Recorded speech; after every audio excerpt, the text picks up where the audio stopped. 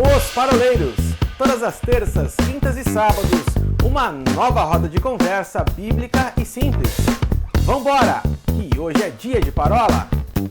É isso aí, pessoal, estamos de volta então para o bloco 2 da Parola 65 sobre orações na Bíblia do Novo Testamento. O primeiro bloco foi incrível, a oração que o Paulinho destacou, foi lá a oração do não para o apóstolo Paulo. E agora o nosso mente brilhante quer destacar uma oração que é uma oração clássica, uma oração maravilhosa, aquela oração que a gente até brilha o olhinho assim quando vai ler. Mente brilhante, vamos falar sobre o Pai Nosso, então? Bora falar sobre o Pai Nosso e vamos já indicar um livro, né? Que você pode aí adquirir. Esse daqui é muito antigo, né? E aqui, Pão Yanchu, ele vai falar exatamente sobre a oração do Pai Nosso. Se nós meditarmos um pouco e lermos a palavra, nós vamos ver que os discípulos não viram para Jesus e falam assim: Jesus, me ensina a pregar. Jesus, me ensina a curar. Jesus, me ensina a ensinar. Jesus, me ensina. Não. A única coisa que ele fala é: Jesus, me ensina a orar. Então, existe algo aí, que existe uma substância, porque todas as vezes que Jesus faz um milagre, ou Jesus opera em algum dom, imediatamente a palavra do Senhor diz: e Jesus se retirou para orar.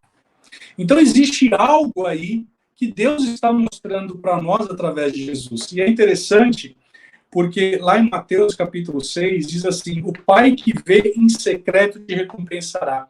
Ele fala isso por duas vezes. Ele fala em Mateus capítulo 6, verso 3, ele fala: o Pai que te vê em secreto te recompensará.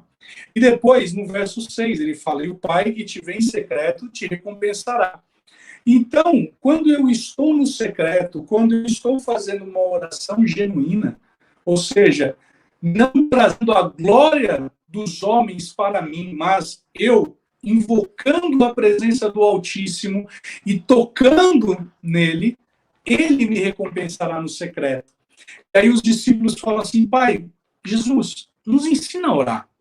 E aí ele traz uma oração que seria uma oração modelo. E essa oração ela é tão recheada de coisas, de substâncias espirituais para mim e para você, que daria para nós, fica a dica aqui, fazer a parola do Pai Nosso. Por quê? Olha só, ele começa: Pai Nosso que estás no céu, santificado seja o teu nome. Ele já começa dizendo uma característica, a natureza do próprio Pai, onde ele está, onde o Pai ele se encontra, e aí ele começa a falar: estás no céu, santificado seja o teu nome, venha a nós o teu reino. E aí nós vamos parar um pouco aqui, porque o Salmo 115:16 diz assim: os céus pertencem a Deus, mas Deus deu a terra aos homens. E aí muitas pessoas podem entender isso como uma heresia. Mas nós já falamos sobre isso em outra oportunidade, citando o John Wesley. Quando o John Wesley, e aí o Paulinho, ele vai citar a frase exatamente igual, mas eu gosto de falar nessa forma, que Deus ele não faz nada nessa terra sem que o homem assim o permita.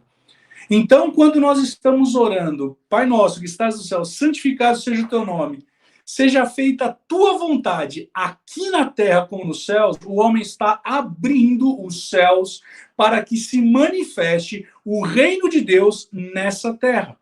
Então, Jesus ele está estabelecendo aqui um propósito, dizendo: lembra aquilo que ele falou para Pedro, aquilo que você ligar na terra vai ser ligado nos céus, aquilo que você desligar na terra vai ser desligado nos céus. Aquilo que ele está falando sobre: olha, eu dei poder e autoridade para vocês, filhos meus, vocês discípulos, eu estou dando essa autoridade. Existe uma chave depositada nos ombros da igreja, que sou eu e você. Então, quando nós fazemos essa oração, nós estamos falando: se manifeste então aqui aquilo que tem aí nos céus. E o que tem no céu? Tem miséria no céu? Tem doença no céu? Tem falta no céu? E aí, Vamos pegar a falta? E aí Jesus ele fala e continua falando assim, olha, depois que você ora, seja feito aqui na terra como é feito nos céus. Ele fala, e o pão nosso de cada dia nos dai hoje. Opa! Ele está falando sobre ampla suficiência. O apóstolo Paulo ele vai falar que o meu Deus, na sua infinita riqueza, há de suprir todas as minhas necessidades. Jesus ele está trazendo um modelo de autossuficiência para o povo através do invocar o reino. Ele está falando, no momento que você clamar a Deus para que o reino se manifeste, aqui haverá ampla suficiência. Ele está falando aquilo que está em Isaías 53. Ele está falando que o castigo que nos traz a paz estava sobre ele. E paz significa shalom. Significa tendo tudo e não tendo falta de coisa alguma. Então ele está falando, o pão nosso de cada dia nos dai hoje. Olha, o castigo que me traz a provisão nos traz hoje. Ele está falando, olha, você vai acionar o gatilho celestial para que haja ampla suficiência. E a palavra do Senhor também vai dizer que o Senhor é meu pastor e de falta nenhuma terei. Veja, olha como o Pai Nosso é algo tremendo. E aí ele fala... Oi. Deixa eu só colocar um detalhe aqui. Eu acho que tudo, né, só pegando aqui o gancho da primeira fala sua acerca do reino, eu acho que não é à toa que o reino é o primeiro assunto de petição após o momento de adoração dessa oração do Pai Nosso. Santificado seja o teu nome, é uma adoração, venha o teu reino. É a primeira petição dessa oração. E eu acho que a partir daí, no meu ponto de vista, a partir daí, todas as demais petições, elas têm sentido. Se a gente entender o que é o reino de Deus. O reino de Deus não é uma posição geográfica. O reino de Deus é uma condição de governo. Se assim não fosse, Jesus não ensinaria os seus discípulos a orar pedindo venha o teu reino. Se o reino fosse uma condição futura, né, uma posição geográfica futura, o reino de Deus é o céu. Quando eu morrer e for para lá, então eu vou viver no reino. Então Jesus não ensinaria a orar pedindo o reino. E Jesus não usaria o seu tempo de pregação e de ensino, gastando, quem sabe, 60%, 70% dos seus ensinos em parábolas, falando acerca do reino. Né? Então, o que o reino é? Uma condição de governo de Deus aqui e agora. Eu vivo o reino a partir do momento que eu vivo Deus me governando. Então, isso é reino. Venha o teu reino. O que eu estou pedindo? Governa na minha vida. Reina na minha vida. Toma a minha vida. Eu quero ser teu. Pedro fala, 1 Pedro capítulo 2, versículo 9, vós sois raça eleita, sacerdócio real, nação santa e povo de propriedade exclusiva de Deus. O que é o povo de propriedade exclusiva? É o povo que foi comprado. Apocalipse capítulo 5, versículo 9, ele comprou para si todos os povos, de todas as línguas, tribos, raças e nações com o seu sangue. Eu sou comprado, eu sou adquirido, então, pelo mérito da cruz de Cristo, ele me chama para que eu possa me colocar nessa condição de reino. E quando eu atraio, quando eu peço, venha ao teu reino, eu estou dizendo sim, me governe, reina na minha vida. E aí todas as outras petições posteriores, na oração do Pai Nosso, elas vão fazer sentido em cima desse alicerce, né, do desejo de ser governado, da necessidade de ser governado, daquele que pede, venha o teu reino. Só esse gancho que eu não queria perder de jeito nenhum. Não, e é isso mesmo, porque a partir do momento que o reino se manifesta, é aquilo que eu estava falando, você imagina o reino celestial tendo falta, tendo ausência? Né? Não, então assim, ele vem o teu reino, seja feita a tua vontade aqui na terra como é feito no céu. Qual que é a vontade de Deus? Né? A palavra do Senhor vai dizer, o salmista declarando que o Senhor ele se compraz na prosperidade do justo. Então veja, há uma vontade de Deus que eu e você sejamos prósperos. E aqui, pelo amor de Deus, você que está nos ouvindo, nos vendo, prosperidade não significa ser rico. Prosperidade significa você ter o pai que você tem. Prosperidade significa você ter ampla suficiência. Prosperidade é ter as suas contas pagas. Prosperidade significa você ter tamanha suficiência na sua vida que você vai também semear na vida de outras pessoas. Não significa ser rico. Não vamos confundir, não vamos ser pequenos nessa fala. Então veja que Jesus ele está estabelecendo esse propósito. Só que aí, Paulinho, ele vai falar algo nessa oração, que ele vai falar sobre perdão. E perdão é algo que vai dizer sobre arrependimento. Ele vai falar sobre a necessidade de nós termos um relacionamento, porque ele fala, perdoa as minhas ofensas ou as minhas dívidas, assim como eu tenho perdoado do meu próximo. E aí, Jesus, mais para frente, ele vai falar o seguinte, se você não perdoar, você não vai ser perdoado. E os verdugos virão sobre você. Então, veja que Jesus aí, ele estabelece no meio dessa oração um princípio, que a minha oração, ela só sobe, a minha oração só se conecta quando eu tenho unidade. E aí a palavra vai dizer, o salmista vai dizer que é no princípio de unidade que o Senhor determina a bênção, Salmo 133. E aí ele fala, e aí ele fala mais ainda, e livra-nos do mal. E quando ele fala livra-nos do mal, isso me faz entender que nós vivemos num mundo que jaz no maligno. Ainda que a palavra do Senhor vai dizer lá em 1 João que o inimigo não pode nos tocar. E que nós que já nascemos de novo, que já vemos o reino, nós, nesse propósito, nós vencemos o mundo. Jesus, ele estabelece um propósito. E ele estabelece, olha, livra-nos do mal. E nesse livrar-nos do mal, Salmo 23 vai dizer, prepara uma mesa na presença dos meus adversários, faz o meu cálice transbordar. O próprio salmista também vai dizer a respeito da proteção de nós sermos livres e sermos protegidos de toda a ação do inimigo. Salmo 91. Então veja, olha como essa oração ela é de uma amplitude tão grande, mas tão grande, que muitas vezes nós negligenciamos de fazer essa simples oração, porque nós julgamos que ela é menos espiritual. Só que, na verdade, Jesus, quando ele ensina essa oração, que, de novo, é uma oração modelo, ele está falando o quê para os discípulos? Olha, essa oração ela é tão espiritual que ela vai trazer elementos, características que vocês têm que entender na manifestação do reino de Deus aqui na Terra. E John Wesley tinha razão, Paulinho. Porque quando eu e você invocamos o reino de Deus, e vamos lembrar uma coisa aqui, Jesus ele fala assim, que chegará o tempo onde perguntarão, onde está o reino de Deus? Está aqui, está acolá? Não, o reino de Deus está em vós.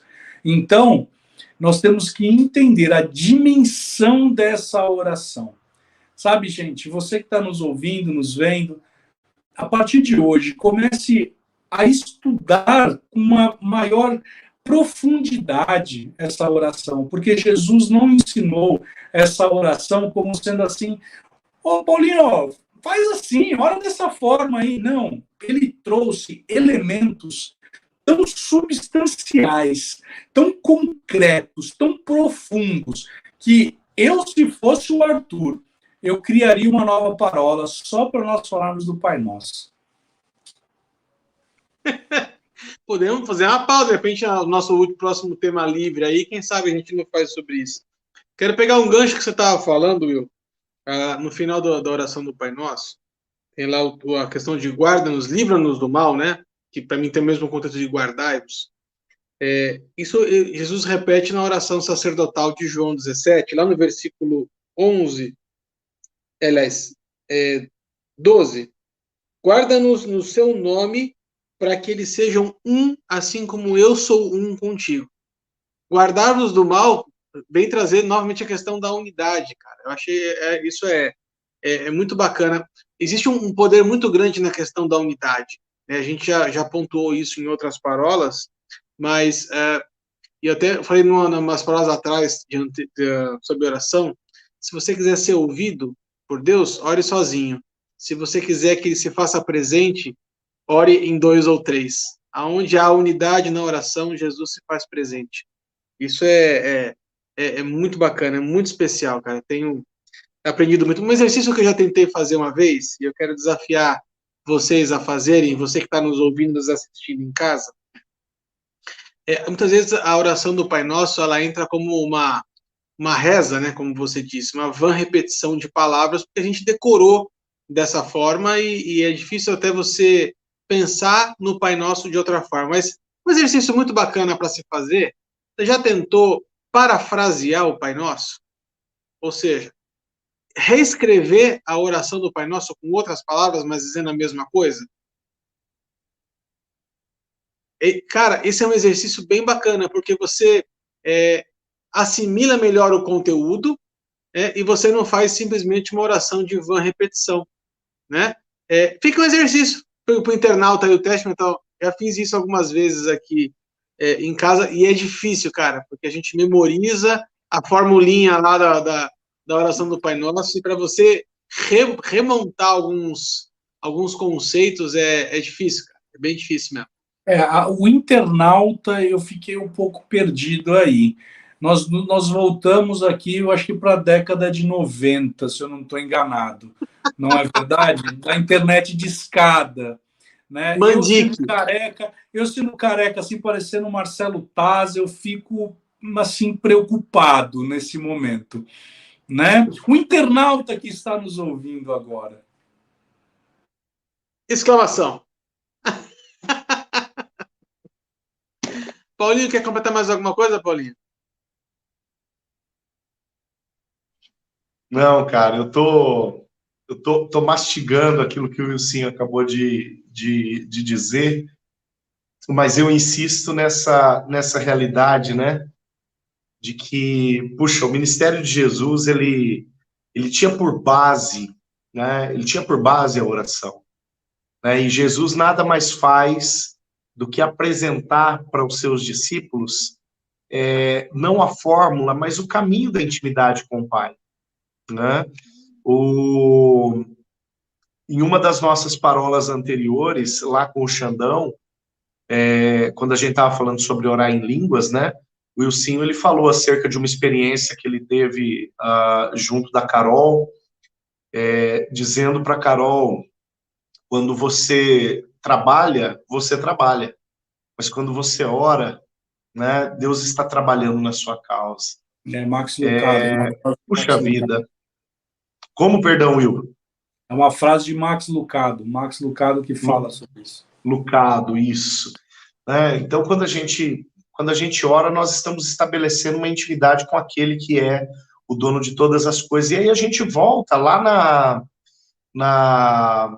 na primeira parte dessa parola, quando a gente falou acerca da oração de Paulo, como uma oração que foi respondida de uma forma que Paulo não queria, e a gente vê que a oração, ela é um subterfúgio para crentes fracos, para homens fracos, para pessoas fracas, que reconhecem que na sua fraqueza, um Deus forte entra em cena e trabalha em favor daqueles aos quais ele ama, né? A palavra diz, através do profeta Isaías, que desde a antiguidade nunca se ouviu e nem se viu um Deus que trabalha tanto em favor daqueles que o amam. Puxa vida, quando eu oro, eu atraio esse trabalhar de Deus para minha vida. Quando eu digo, venha o teu reino, eu atraio esse trabalhar de Deus de uma forma tremenda, da vontade boa, agradável e perfeita dele sobre a minha vida e sobre todas as causas que eu estou apresentando para ele. Deus é tremendo em permitir que a gente ore. Que pena que tem tanta gente que não desfruta disso. Verdade. Chegamos ao final, então, do segundo bloco desta Super Parola 65 sobre orações da Bíblia do Novo Testamento. Se você gostou deste vídeo, deixa aqui o seu joinha, compartilha, siga-nos nas nossas redes sociais, no Instagram, no Facebook, no YouTube. E para você que gosta em formato de podcast, corre lá no nosso canal do Spotify. Você vai encontrar todas as parolas, desde a primeira, lá nessa plataforma, para você ouvir enquanto faz a sua academia, faz a sua caminhada, lava a sua louça, enfim, quando fazendo o que você quiser. No próximo bloco tem mais. Vamos trazer mais uma oração do Novo Testamento. Se eu fosse você, não ficava de fora. Até o próximo bloco. Tchau, tchau.